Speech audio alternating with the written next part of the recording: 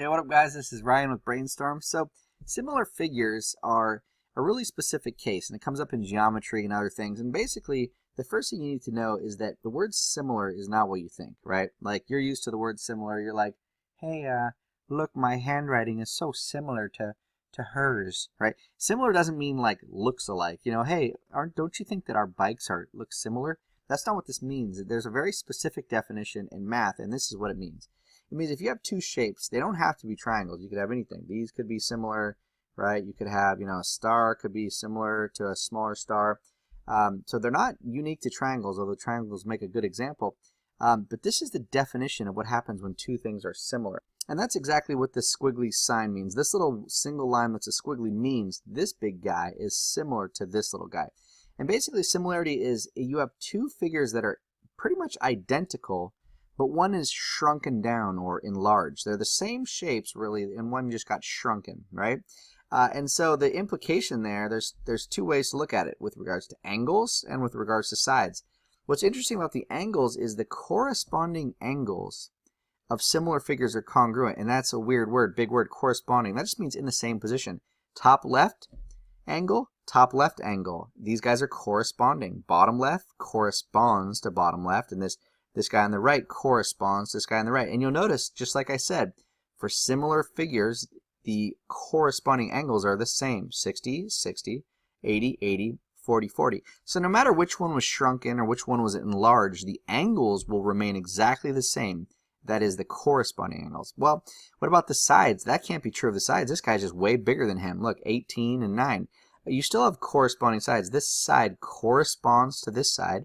The bottom side corresponds to him, and the left corresponds to him. And the difference here is they're not the same, but they are proportional. And what that means is, look, to get from 18 to 9, didn't I chop him in half? Half of 18 is 9. Well, if these are truly similar, which they say, then I have to half everybody else. What's half of 4? 2. What's half of 12? 6. And so that's what this means, that these similar figures are proportional. And the reason that's kind of cool is if you don't know a side, you can use the fact that they're similar and thus proportional to solve for it. Example, see this 6? What if we didn't know that?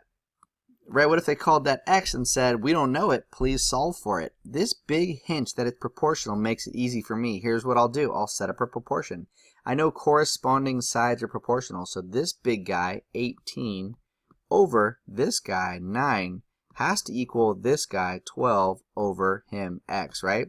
The diagonal over the diagonal, the bottom over the bottom, they're proportional. And by the way, it also equals 4 over 2. I just chose 18 over 9. I could have said it also equals 4 over 2.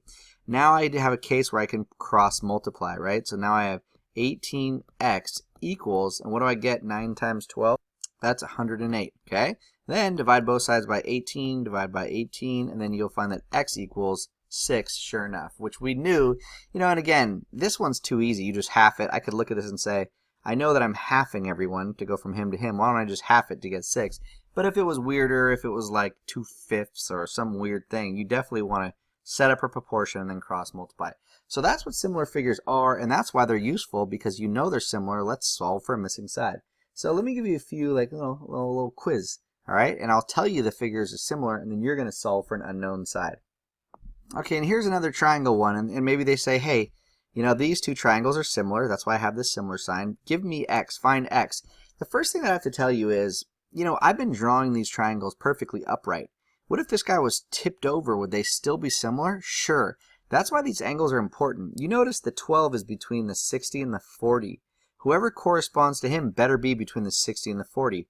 Well, there's a 60 and the 40 there. This is 80. 60 and the 40 there, so that he corresponds to this 3. The 4 is between this 60 and 80, between 60 and 80, so this 4 corresponds to him. And yes, they're drawn exactly the same, so it was really easy, but what if they weren't? Which maybe, hint, hint, maybe in the next one they're not. So let's set up a proportion. Okay, so I have 12 corresponds to, so 12 over 3, and that would equal, it looks like 4 over x. One thing, if you start left over right, you have to go left over right. You can't go left over right and then right over left. No, that's not how proportions work. It has to be steady.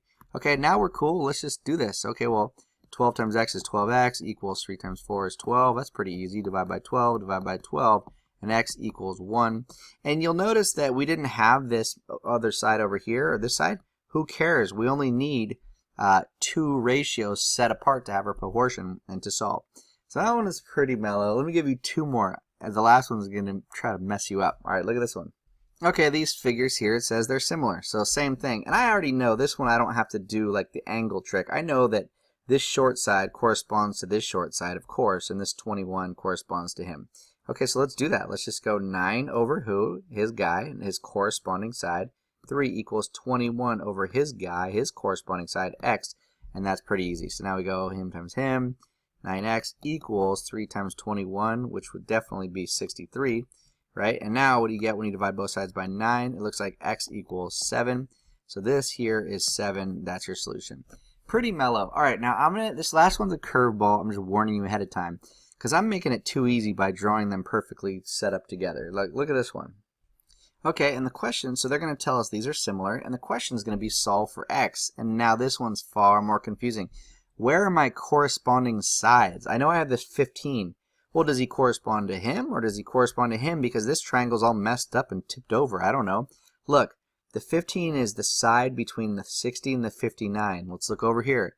Where's my 60 and 59? There. Who's the guy that is on that side? 5. So I have 15 over 5. That wasn't too bad. Equals 9. Who does 9 correspond to? 9 is on the side between 59 and 41. Look over here, 59 and 41. There's my x. Perfect. So now I have 9 over x. So it's not too bad when it's tipped over, and if you're really like spatial, you can just tell. I can't. I have to like use these angles as a trick, but maybe you could kind of tell. Tipped over, this 15 belongs to him, this 9 belongs to him now. All right, so now let's just do this. This looks like, I don't know, 15x equals 9 times 5 is 45. If I divide both sides by 15, then I get something like 3.